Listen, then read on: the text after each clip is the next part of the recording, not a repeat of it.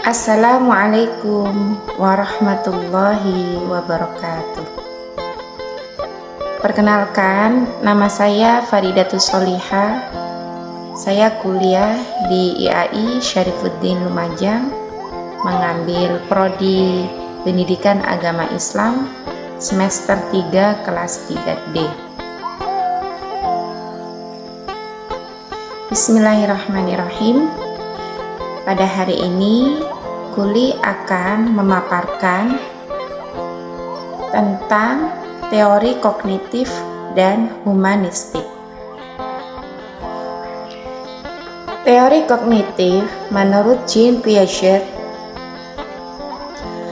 kognitif itu yaitu suatu proses pada seorang anak ketika seorang anak itu mengartikan suatu objek pada kondisi di sekitarnya. Contohnya, seperti seorang guru ketika menjelaskan kepada peserta didik itu menggunakan bahasa yang mudah dimengerti. Kemudian, guru memberi ruang kepada peserta didik untuk berdiskusi atau berbicara kepada teman-temannya. Sekarang kita beralih kepada teori humanistik menurut Abraham Maslow. Teori humanistik ini yaitu suatu proses bagaimana kita bisa mengenali diri kita sendiri dan mengembangkan kelebihan pada diri kita sendiri. Jadi kita mengembangkan potensi apa yang kita miliki, itu yang kita kembangkan.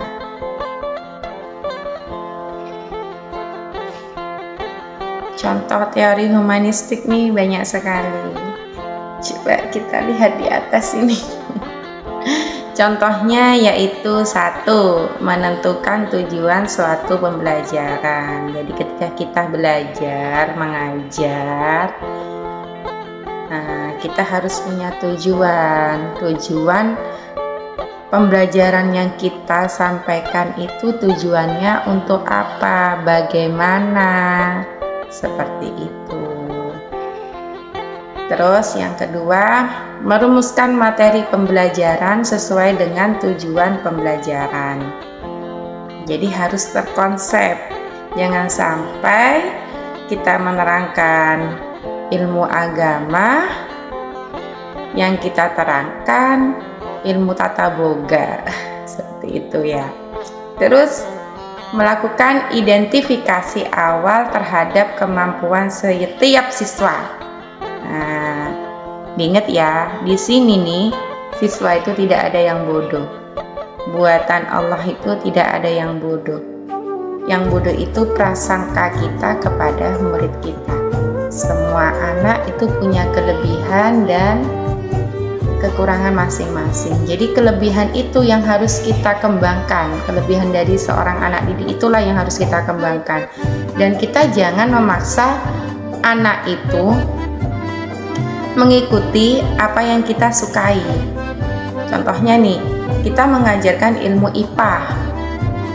Nah, anak itu kan ada yang suka ilmu IPA, ada yang suka ilmu matematika, kan seperti itu. Dia potensinya di matematika bukan di IPA. Jadi IPA itu cukup kita ajarkan. Kita beri pemahaman, dan untuk potensinya karena dia itu lebih potensi ke ilmu matematika. Nah, inilah ilmu matematika inilah yang harus kita kembangkan pada peserta didik itu. Kalau dalam pembelajaran pendidikan agama itu kan banyak.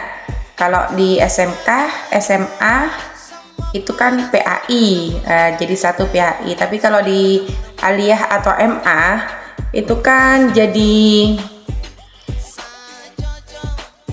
banyak ya. Ilmu agamanya banyak, ada ilmu fikih, ada ilmu tauhid, ada ilmu hadis. Nah, jadi kita lihat perkembangan dari peserta didik kita, dia mampunya pada pembelajaran apa, seperti itu ya. Terus selanjutnya menganalisa topik untuk mengidentifikasi kemungkinan keikutsertaan peserta didik dalam pembelajaran tersebut. Nah, jadi bukan hanya polisi saja yang menganalisa, kita sebagai pendidik kita harus juga menganalisa sebuah topik untuk apa tujuannya? Mengidentifikasi kemungkinan keikutsertaan peserta didik pada pembelajaran tersebut.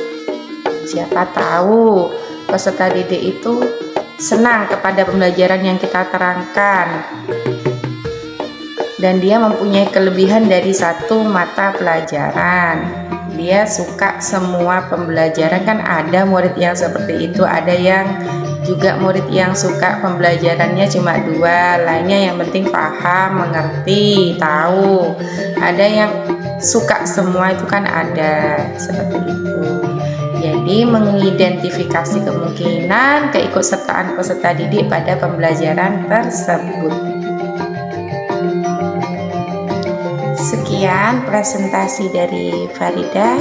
Jika ada kesalahan dalam tulisan, penyusunan, dan penyampaian, mohon maaf dan mohon koreksinya agar Farida lebih baik ke depannya dalam menyusun, menulis, dan menyampaikan. Farida akhiri. Wassalamualaikum warahmatullahi wabarakatuh.